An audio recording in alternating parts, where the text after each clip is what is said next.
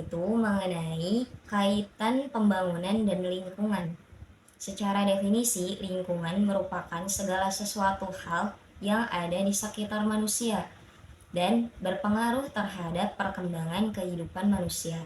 Lalu, definisi pembangunan di sini merupakan kegiatan yang dilakukan oleh manusia untuk kehidupannya yang dipengaruhi oleh lingkungan, baik itu lingkungan alam maupun lingkungan sosial. Lalu, lingkungan itu juga mempunyai keterkaitan yang sangat berpengaruh dalam pembangunan, di mana dalam pembangunan tersebut akan memberikan manfaat, baik itu positif maupun negatif, yang nantinya akan berdampak pada kehidupan manusia.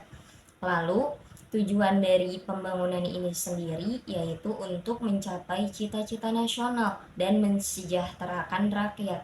Nah, di mana dalam pembangunan ini terdapat juga dampak negatifnya, yaitu seperti permasalahan-permasalahan lingkungan, di mana permasalahan lingkungan itu dapat dikategorikan menjadi dua. Yang pertama yaitu pencemaran lingkungan, dan yang kedua yaitu perusakan lingkungan, seperti yang tercantum dalam Undang-Undang Republik Indonesia Nomor 32 Tahun 2009, yaitu tentang perlindungan dan pengelolaan lingkungan hidup. Yang pertama, pada pasal 1 butir 14 membahas mengenai pencemaran lingkungan, dan pada pasal 1 butir 16 masih dalam undang-undang yang sama, yaitu membahas mengenai perusakan lingkungan. Demikian yang dapat saya sampaikan. Terima kasih. Akibat yang ditimbulkan dari hasil pembangunan. Sebagai korelasi dalam pembangunan, tentunya ada akibat yang ditimbulkan, baik dalam bentuk manfaat atau dalam bentuk kerugian yang ditimbulkan. Dikatakan timbulnya manfaat adalah bagaimana pembangunan tersebut akan memberikan bentuk kesejahteraan bagi masyarakat, sesuai dengan Undang-Undang Dasar 1945 dan Pancasila, seperti dalam pembangunan yang dilakukan PT Freeport Petang. Dalam kebakaran hutan dan lahan berdampak pada rusak ekosistem dan musnahnya flora dan fauna yang tumbuh dan hidup di hutan. Asap yang ditimbulkan juga menjadi udara polusi yang dapat menyebabkan penyakit saluran pernapasan seperti ispa, asma, dan penyakit paru obstruktif kronik.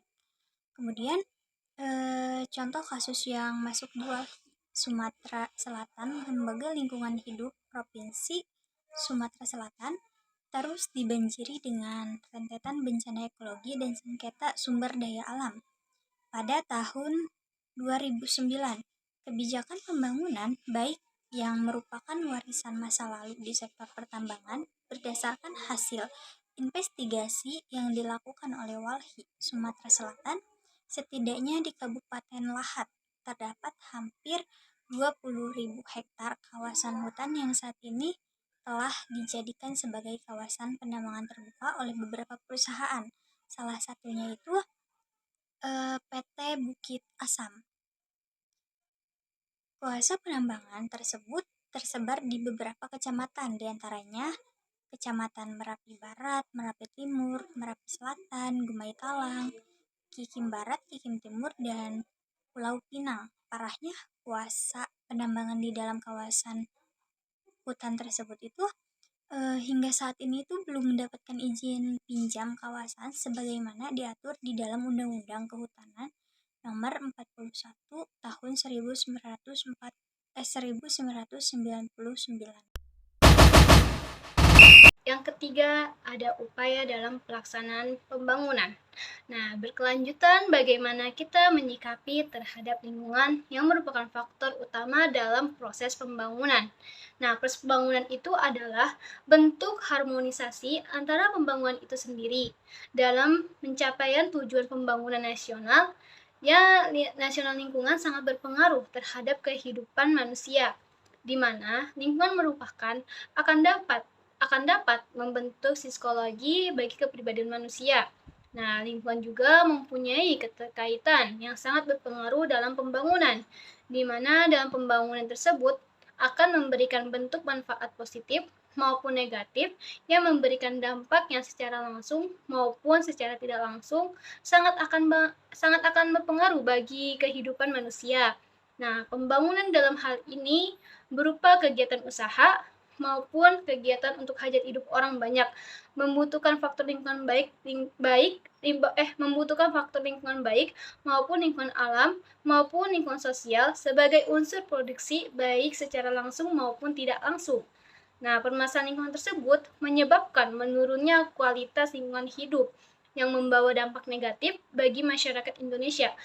Apa aja sih dampak negatif dari permasalahan lingkungan tersebut? Yang pertama ada terhadap kesehatan. Nah, yang kedua ada menurunnya nilai estetika. Yang ketiga ada kerugian ekonomi. Nah, yang keempat adanya terganggu sistem alami. Nah, sebagai korelasi dalam pembangunan tentunya akan memberikan bentuk manfaat atau dalam bentuk kerugian yang ditimbulkan. Dikatakan manfaat adalah bagaimana pembangunan tersebut akan memberikan bentuk kesejahteraan bagi masyarakat sesuai dengan Undang-Undang Dasar 1945 dan Pancasila, seperti misal dalam pembangunan yang dilakukan PT Freeport. Maka harus kita perhatikan manfaat dari pembangunan tersebut, apakah sudah menyentuh keadilan masyarakat atau malah sebaliknya. Nah, oleh karena itu, perlu undang-undang yang mengatur tentang kegiatan pembangunan yang bertujuan ke arah kesejahteraan dan kemakmuran rakyat. Membangun lewat pengaplikasian dari nilai-nilai Pancasila. Pancasila merupakan dasar negara dalam pelaksanaan tata kehidupan. Dalam pelaksanaan tata kehidupan adalah sebagai landasan dalam kehidupan ketatanegaraan Republik Indonesia. Pancasila sebagai bentuk identitas nasional merupakan bentuk dan tujuan nasional dan cita-cita negara, karena letak maju dan berkembangnya suatu negara ditentukan dari bagaimana bangsa atau warga negara bertanggung jawab lewat pengamalan dan penghayatan dari sila-sila yang terkandung dalam Pancasila. Penjabaran, pengamalan, atau pengaplikasian nilai-nilai Pancasila dalam aspek pembangunan berwawasan lingkungan tidak dapat dipisahkan, karena Pancasila yang bulat dan utuh dapat memberikan keyakinan kepada rakyat dan bangsa seperti yang tercantum dalam sila pertama, yaitu ketuhanan yang Maha Esa. Yang terkandung dalam nilai religius antara lain, yang pertama, kepercayaan terhadap adanya Tuhan yang Maha Esa sebagai pencipta segala sesuatu dengan sifat yang purna dan suci, sebagai Maha Kuasa, Maha Pengasih, Maha Adil, Maha Bijaksana, dan Maha yang lain-lainnya. Dan yang kedua, ketakwaan. Ketakwaan tersebut kepada Tuhan yang Maha Esa yaitu menjalankan semua perintah-perintahnya dan menjauhi segala larang-larangannya. Dalam hal ini antara lain sebagai berikut, yaitu pengakuan adanya harkat dan martabat manusia. Contohnya yang pertama, dengan segala hak dan kewajiban hak asasinya. Yang kedua, perlakuan yang adil terhadap sesama manusia, terhadap diri sendiri, terhadap alam sekitar, dan terhadap Tuhan. Dan yang ketiga, manusia sebagai makhluk yang beradab dan berbudaya dan memiliki daya cipta, rasa, karsa, dan keyakinan. Penerapan, pengamalan, dan pengaplikasian sila ini dalam kehidupan sehari-hari dapat diwujudkan dalam bentuk kepedulian hak setiap orang untuk memperoleh lingkungan hidup yang baik dan sehat, hak setiap orang untuk mendapatkan informasi lingkungan hidup yang berkaitan dengan peran dalam pengelolaan hidup, hak setiap orang untuk berperan dalam rangka pengelolaan hidup, yaitu sesuai dengan ketentuan-ketentuan hukum yang berlaku, dan sebagainya. Dalam hal ini, banyak yang bisa dilakukan oleh masyarakat untuk mengamalkan sila. Contohnya, misalnya kita mengadakan pengendalian lingkungan, tingkat polusi udara, agar udara yang kita hirup tetap bisa nyaman, menjaga kelestarian tumbuh-tumbuhan yang ada di lingkungan sekitar, mengadakan gerakan penghijauan, dan sebagainya. Nilai-nilai sila kedua yaitu kemanusiaan yang adil dan beradab. Ini ternyata mendapat penjabaran dalam Undang-Undang Nomor 23 Tahun 1997, antara lain dalam pasal 5 ayat ke-1 sampai ayat ke-3, pasal 6 ayat 1 sampai ayat ke-2, dan pasal ke-7 ayat ke-2. Pasal 5 ayat 1 mengatakan bahwa satu orang mempunyai hak yang sama atas lingkungan hidup yang baik dan sehat. Ayat yang kedua mengatakan bahwa satu orang memiliki hak yang sama atas lingkungan hidup yang baik. Proses pembangunan dapat diartikan berupa pembangunan dalam bentuk spiritual dan pembangunan dalam bentuk fisik yang nyata. Bangunan dalam bentuk fisik yang harus secara langsung dirasakan oleh para masyarakat ke arah perkembangan suatu negara. Seperti kita lihat sekarang adalah tentang pembangunan dalam bidang teknologi yang dapat menjadi penyebab dari masalah lingkungan, seperti terjadinya menipisnya lapisan ozon yang menjadikan karena cenderung tidak stabilnya suhu. Contoh seperti daerah yang dulu hawanya dingin, sejuk, seperti di daerah kawasan Bandung, Bogor, dan lain-lainnya. Dan pembangunan pabrik-pabrik atau perusahaan-perusahaan tersebut, maka cenderung timbulnya udara menjadi panas. Timbul permasalahan lingkungan sebagai akibat dari pembangunan tersebut. Yang pertama ada permasalahan air. Indonesia memiliki permasalahan air yang seringkali diakibatkan oleh penduduknya sendiri.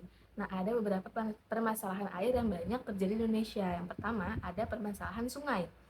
Sungai-sungai di Indonesia memiliki peranan penting bagi kehidupan, yaitu sebagai sarana irigasi, sumber air minum, dan lain-lain.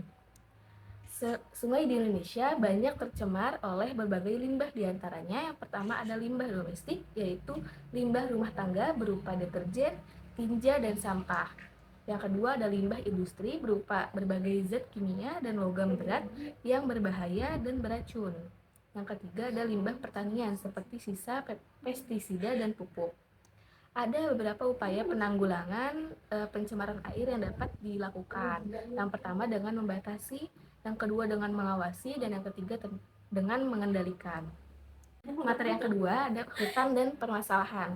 Pola masyarakat konsumsi yang meningkat, terutama yang berkumpul dengan hasil hutan. Untuk mengurangi dampak rusaknya ekosistem pantai, perlu dilakukan langkah berikut. Yang pertama ada reboisasi hutan bakau. Yang kedua dibuatnya peraturan yang membatasi penambangan pasir. Yang ketiga, masyarakat terutama nelayan ikut berperan aktif dalam menjaga daerah pesisir pantai. Dan yang keempat, pemberian tanggung jawab untuk konservasi hutan di sepanjang pantai. Dengan permasalahan lingkungan ini, tentunya kita harus sadar akan diri kita sebagai manusia yang bertanggung jawab sebagai manusia individu, juga sekaligus sebagai masyarakat sosial dalam hubungan antara manusia dan lingkungan. Membangun manusia seutuhnya adalah bagaimana memberikan tanggung jawab sebagai warga negara dalam segi pembangunan bangsa ke arah pelaksana nilai-nilai Pancasila. Aplikasi atau pengamalan sila ini bisa dilakukan dengan beberapa cara, antara lain dengan melakukan inventarisasi tata nilai tradisional yang harus selalu diperhitungkan dalam pengembalian kebijaksanaan dan pengendalian pembangunan lingkungan di daerah, dan mengembangkannya melalui pendidikan dan latihan serta menerangkan dan penyuluhan dalam pengenalan tata nilai tradisional dan tata nilai agama. Audio Jungle.